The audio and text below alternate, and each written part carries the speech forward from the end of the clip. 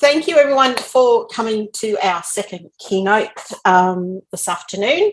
It's been a very interesting morning, the couple of sessions that I popped into, so they were quite interactive and really good. The tea break this morning was amazing, so there was some really great discussion there. So today we have, I should start with acknowledging the traditional owners. So in the spirit of reconciliation, wrong one, try again. I respectfully acknowledge the traditional custodians of the land on which we live, work and learn. I pay my respects to the First Nations people and their elders past, present and future. And I'm in Bundaberg, so I am on the lands of the Goreng and Tarabaleng Bunda peoples.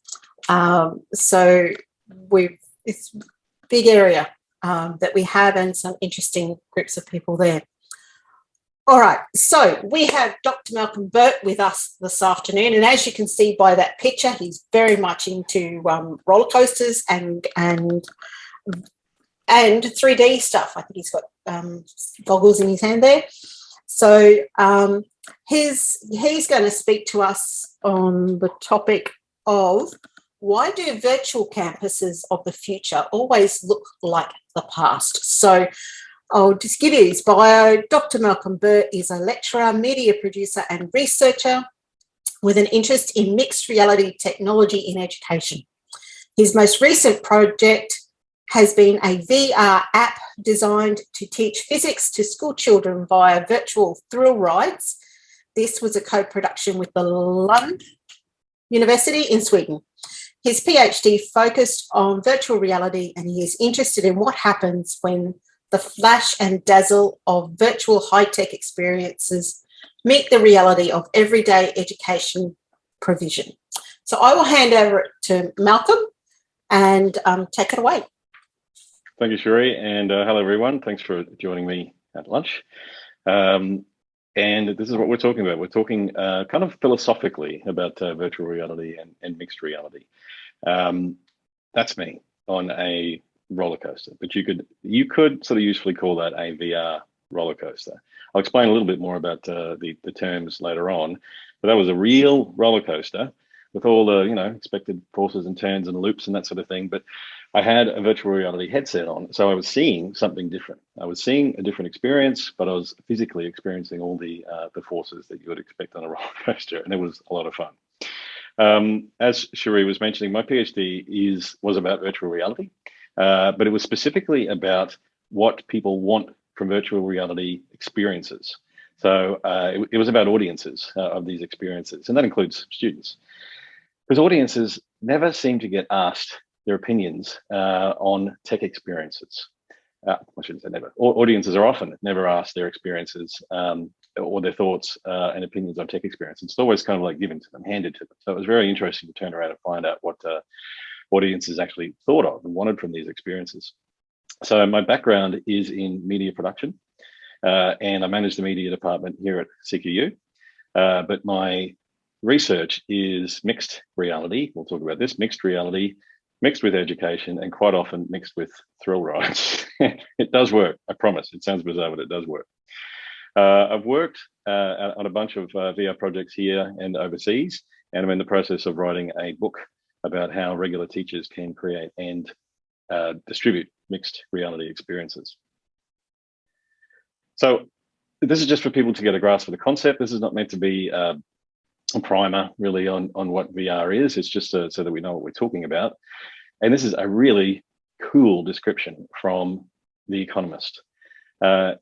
With virtual reality is the Matrix, then augmented reality is the Terminator. And what we mean by that is, if we all, hopefully, we all understand the references that in the Matrix, you are totally in a different world. Everything you see, looking around, is that different world. That is virtual reality. Augmented reality, like the Terminator, if you remember in the Terminator, Arnie was looking for clothes. So he went into a bar and he was trying to find people that he could maybe get some clothes from. And he was looking at this dude here, and you could see that there was kind of a heads-up display. So it was seeing reality, but with an overlay. So I think it's quite an elegant metaphor. So let's go with it. If we take that to education and think of students, you could say that, in VR, so students have a headset on, they could be in a human heart, like literally inside a human heart, working out how it works. And everywhere they see and look around, it's the heart, like, they're inside someone's body. Or they could be on a virtual field trip, going to the Parthenon or something. So everywhere they look, they're looking around, that they feel like they're embedded in that situation. In VR education, which is often with headsets, sometimes with phones and tablets, sometimes both, you could have students perhaps training on a piece of equipment. So they see the real room around them, but there's overlays to tell them, what this equipment is, or, where it's supposed to go, which one to use first, et cetera, et cetera. So it's virtual objects overlaid into the real world, if that makes sense.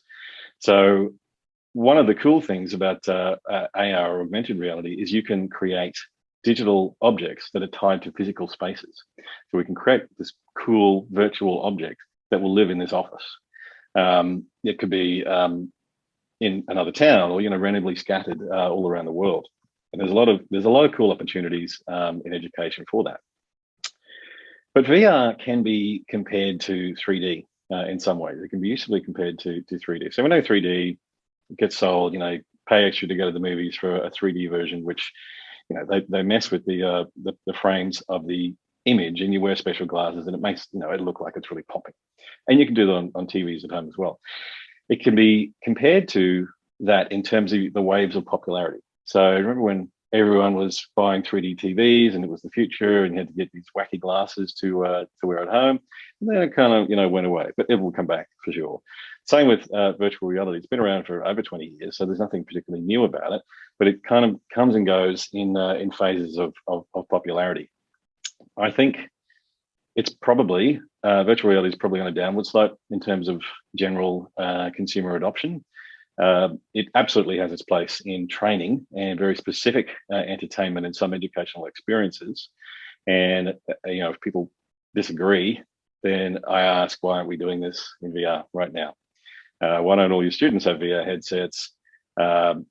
It's because the flash and dazzle of the tech, which is very exciting. I need to make that clear. I'm going to talk about that. I love it. It's exciting. That flash and dazzle just has not met reality at this point. But all is not lost. They're all is not lost. Don't you worry.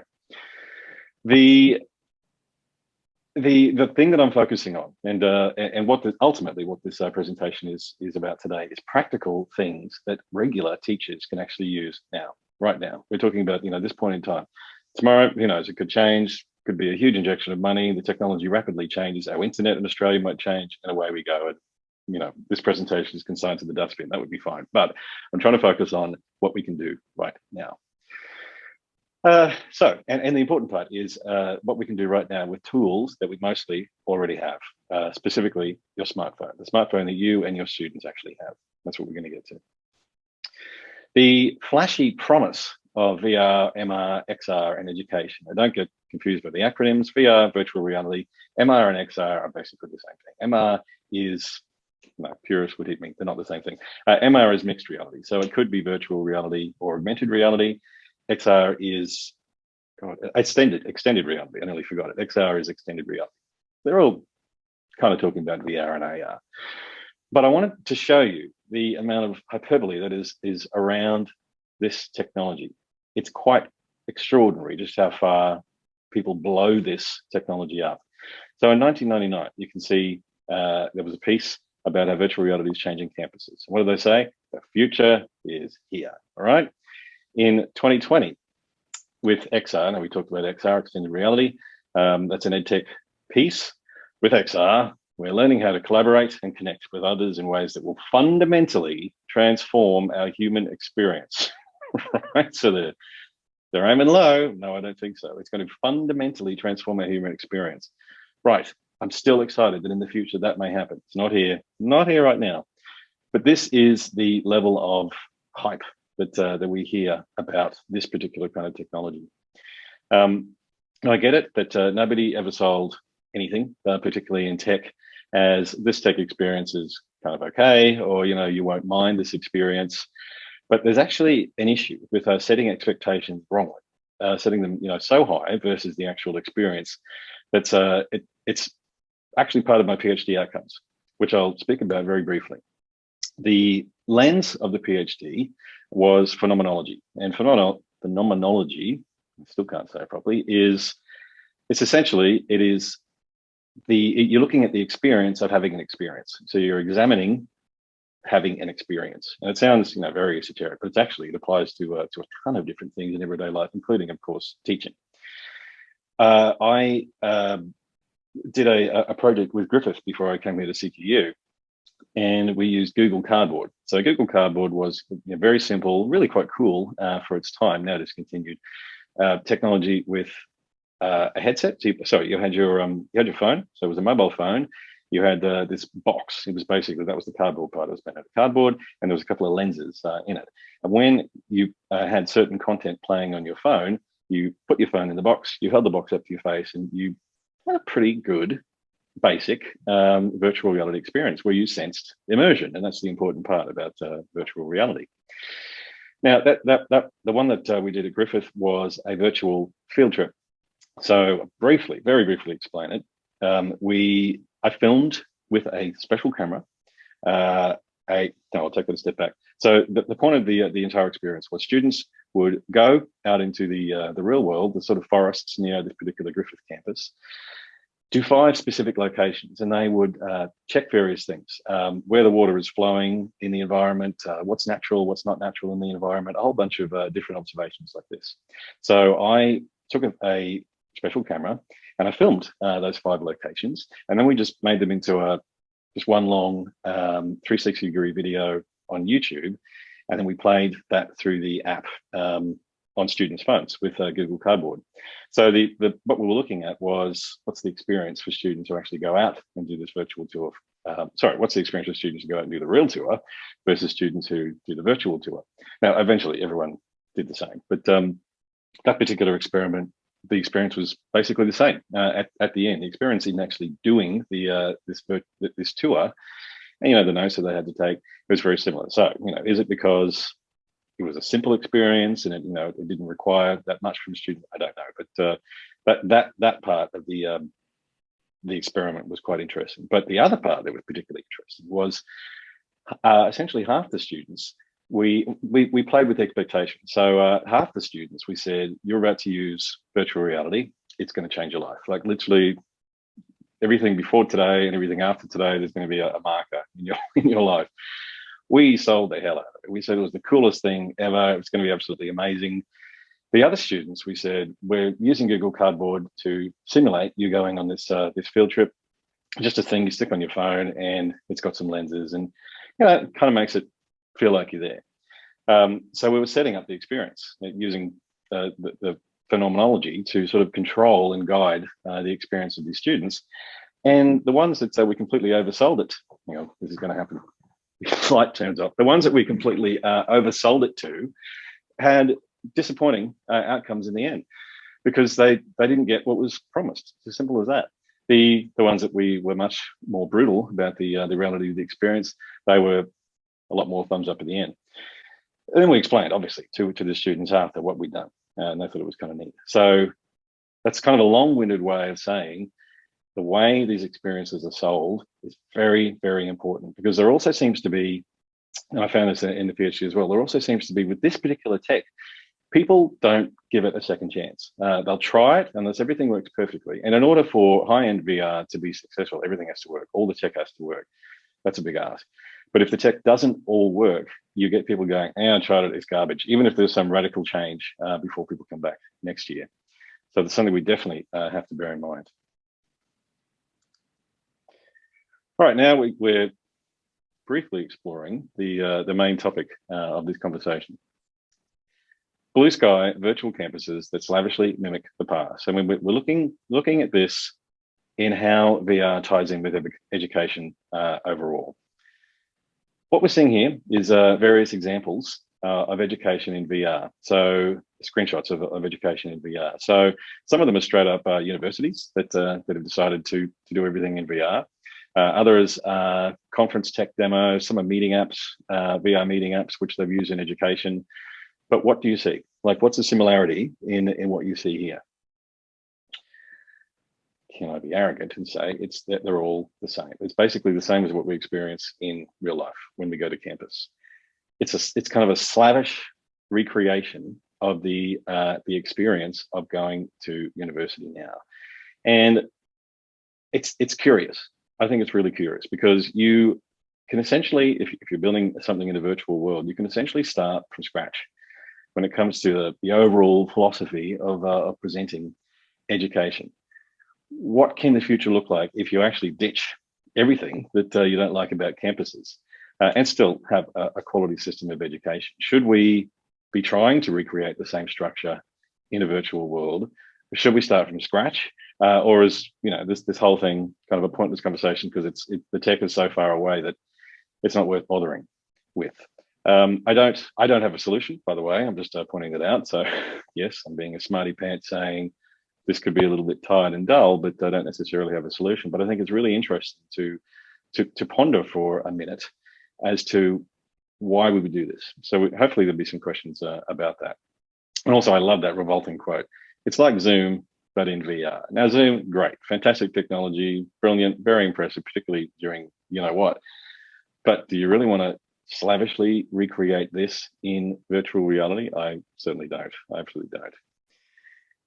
Also, all these virtual campuses, in some ways, they require double the work, obviously, to develop them, but also the people that your students and also your educators, who are ultimately the end users, they have to learn how to function inside this virtual environment as well as teaching. So you've kind of given yourself double the work there. There has got to be a better way to deliver in this future world, which may or may not happen, than just slavishly recreating what's already there. There are some campuses overseas, and I can't remember the names, but they did 3D mapping of their entire campus and then translated it to a virtual reality environment. So they were literally mapping it exactly as the campus was. There's something charming about that in some ways. It's like it's familiar, and you can walk to that particular room that you teach in, and otherwise it just seems a little bit short-sighted. And I do hope people have something to say about that. The reality of mixed education right now. The reality of mixed reality in education right now. Now, that picture doesn't necessarily relate to what we're talking about. I just thought it was funny. But I want to talk about what happens when you try to do mixed reality in education. Starting with the good. Trust me, I love this stuff. Just in case you're thinking I'm just being, Mr. Negative, I love this stuff.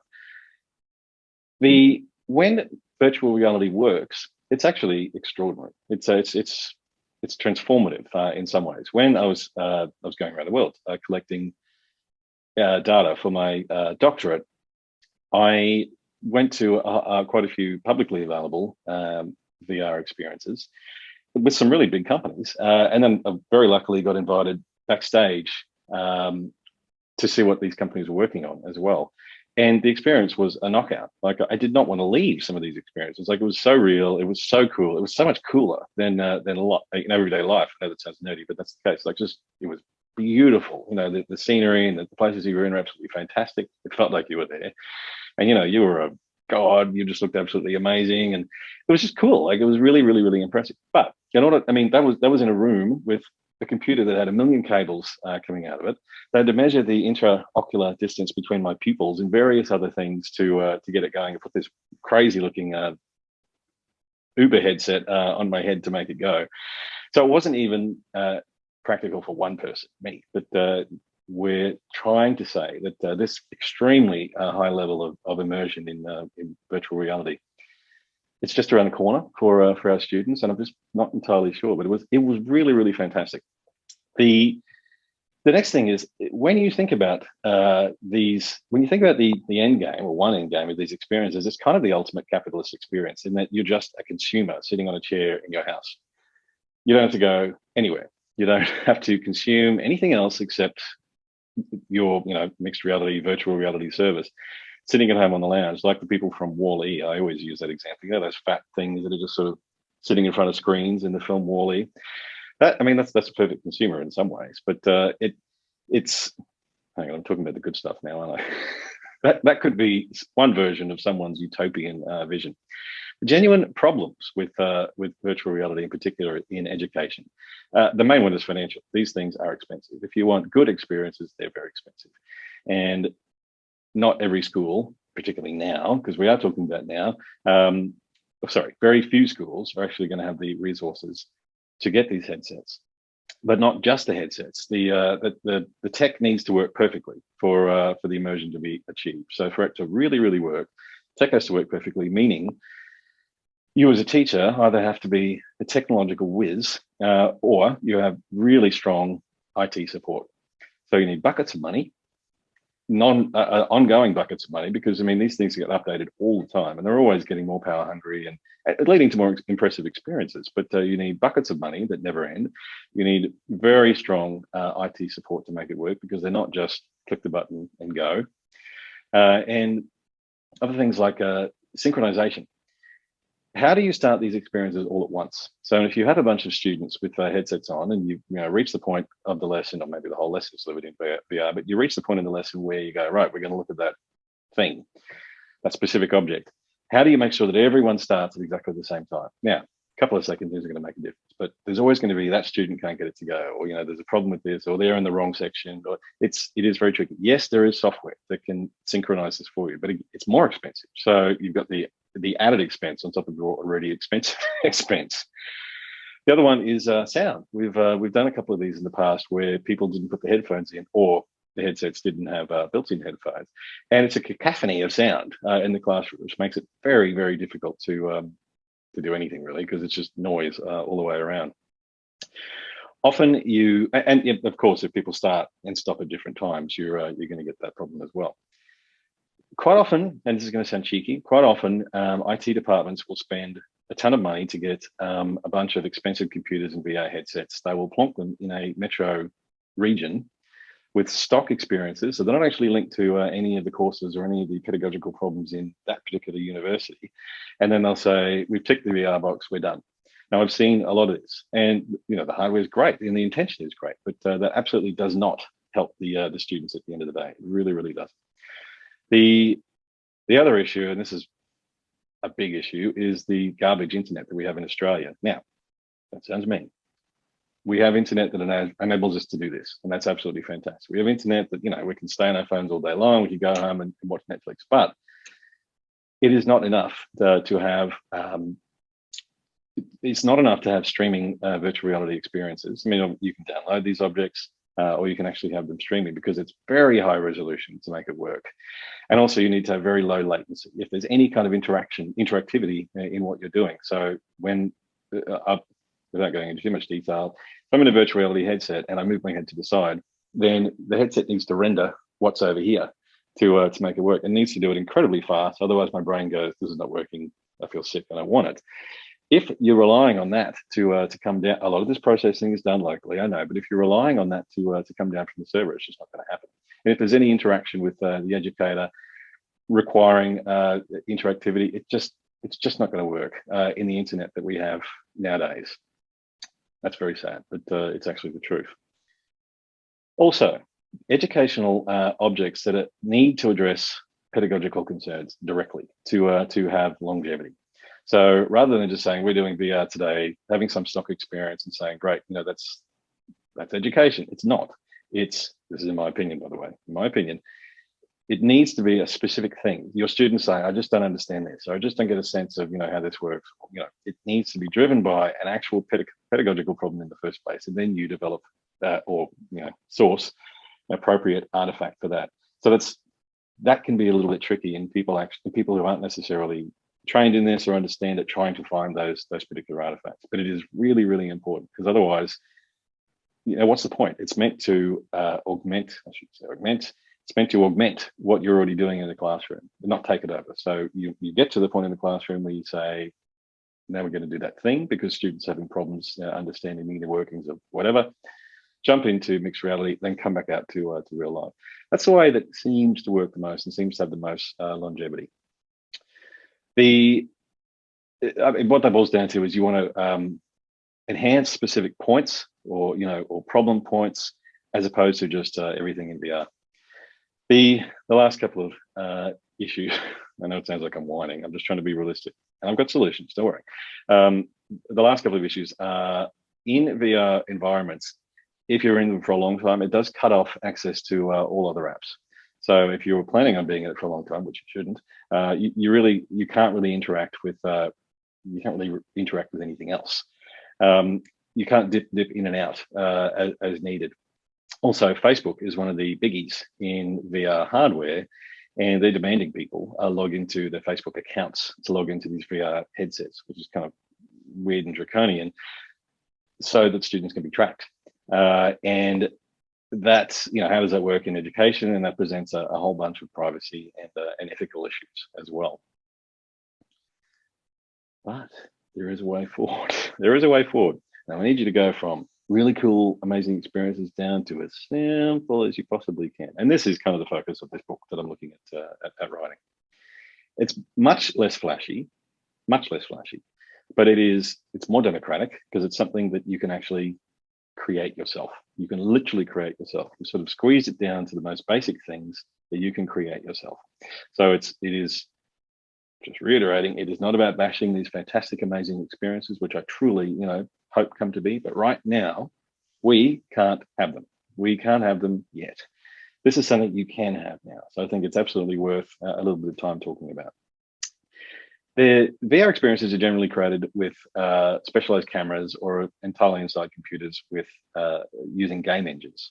So most teachers don't have access to these, or they don't have the skills for these.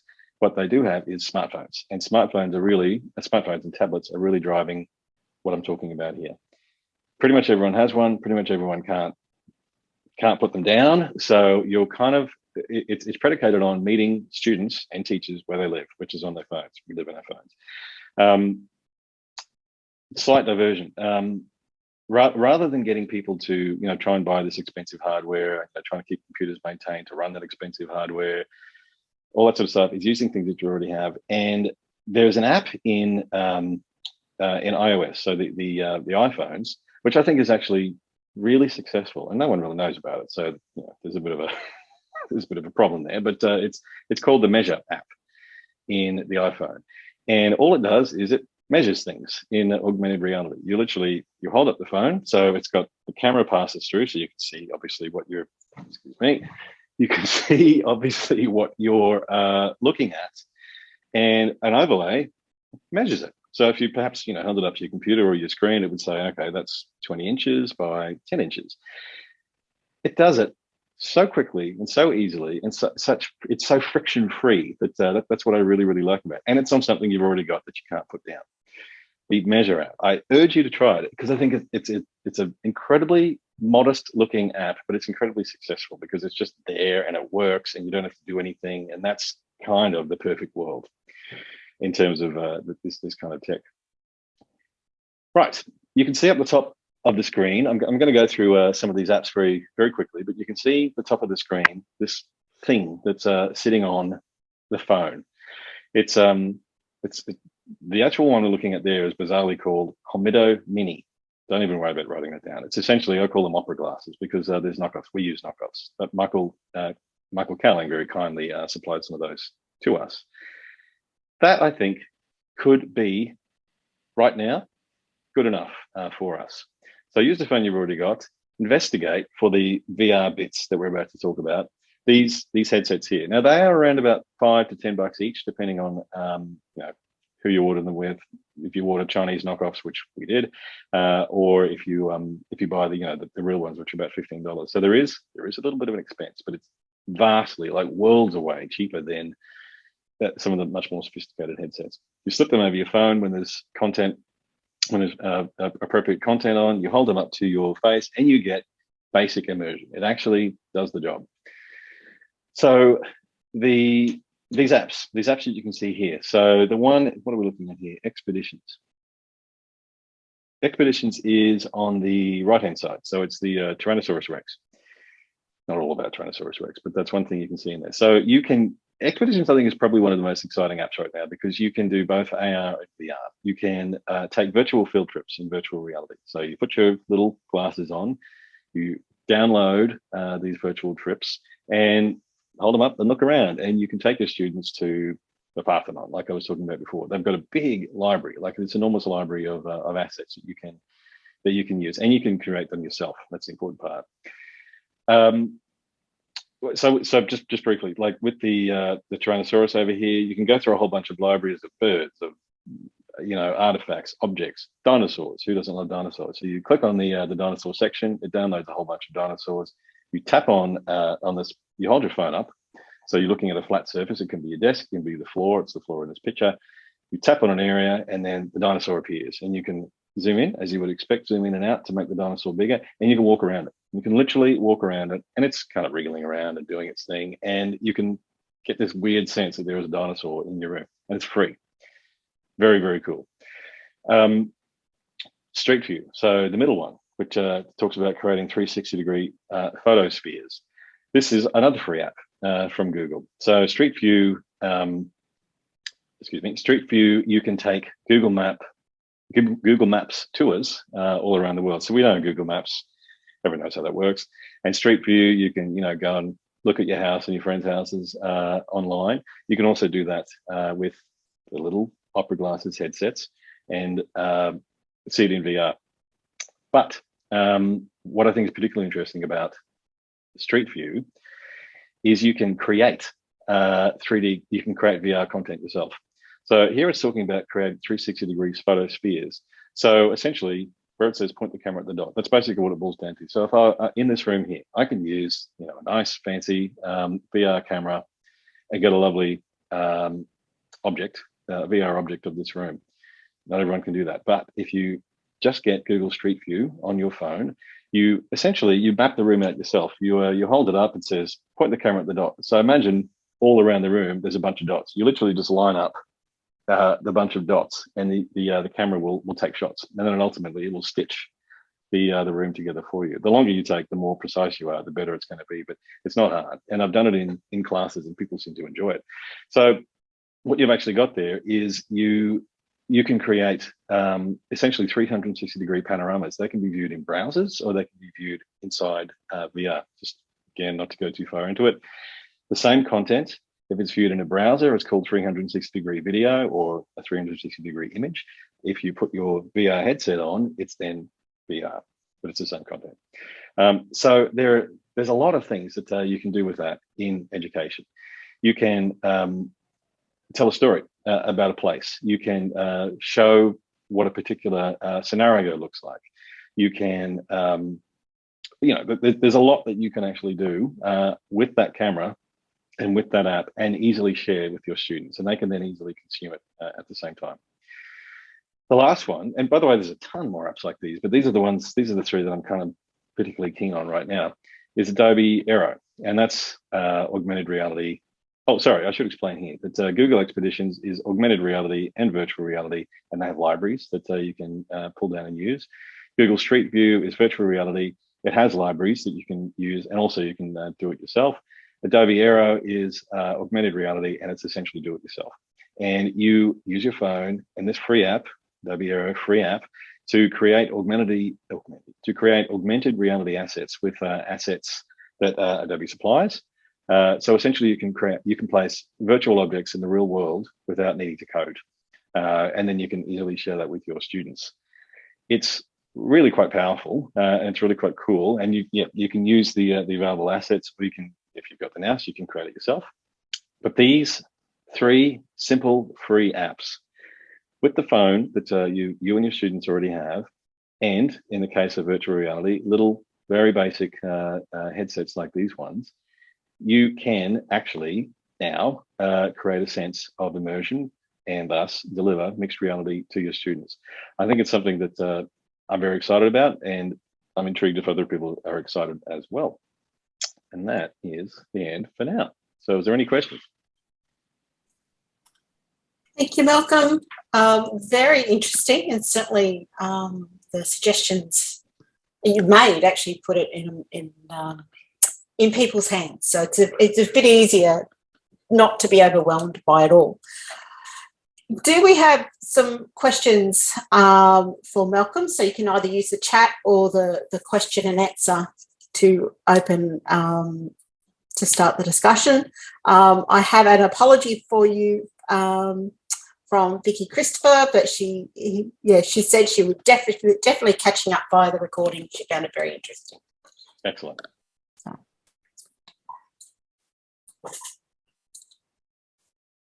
Can we start with something little in the MBA leadership?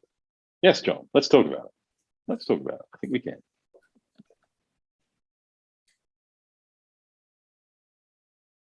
Cool. It is cool.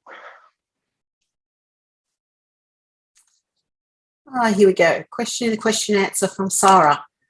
A meta question is, with the possibility of increased access by digital tech, how does that translate to increased student experiences or not? Look, at the end of the day, this technology is best served when it's specifically addressing problems or issues or areas that cannot be satisfied by existing technology or media.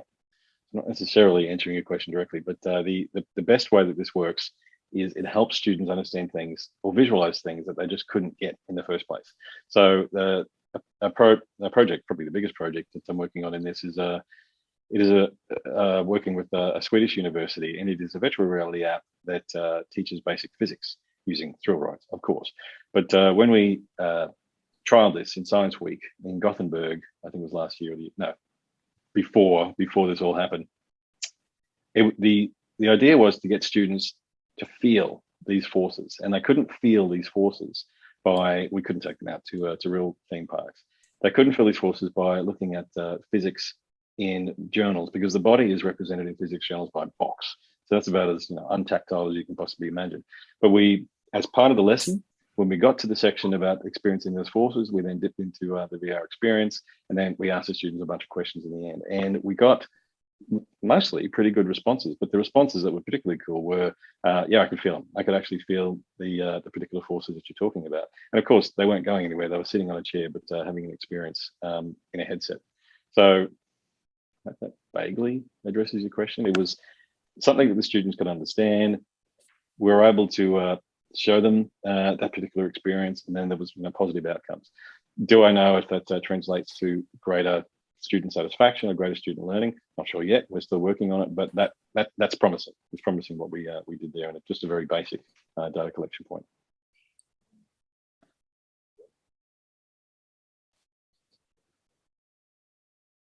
Oh, here we go.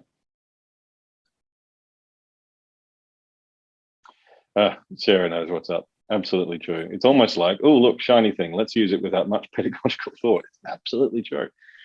And I'm not trying to be boring by doing that, because I'm geek out with this cool tech as well. There's no doubt about it. And it's fun to try these cool things. I absolutely get it. But if you want longevity of this technology, if you want it to actually work in education, as opposed to students going, wow, and then, putting it away, it is absolutely right. It is picking the things that the students have problems with. Like, it's actually addressing a pedagogical query as opposed to just, oh, look, shiny thing. Sarah's right.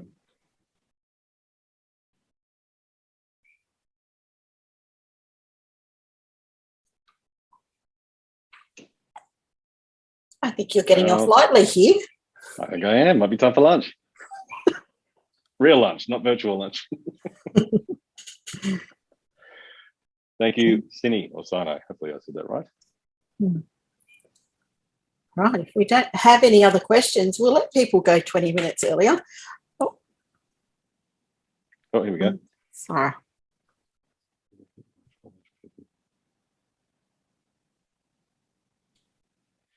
Wow, Sarah's got a good point. Comparing this to gamification is good, because there are overlaps. There's no doubt about it. She's thinking, does that fit into the traditional model of learning, or whether we need to rethink learning outcomes? Yes, I don't know yet. I don't have the answer to that one, but there's definitely something worth pondering as we barge ahead with high tech stuff. Thank you, Sarah. All right, we'll let people go grab something to eat before the very last concurrent session starts at 1 o'clock. Sorry for the hard thinking before lunch. She's still very well to still have her head together at this time of day.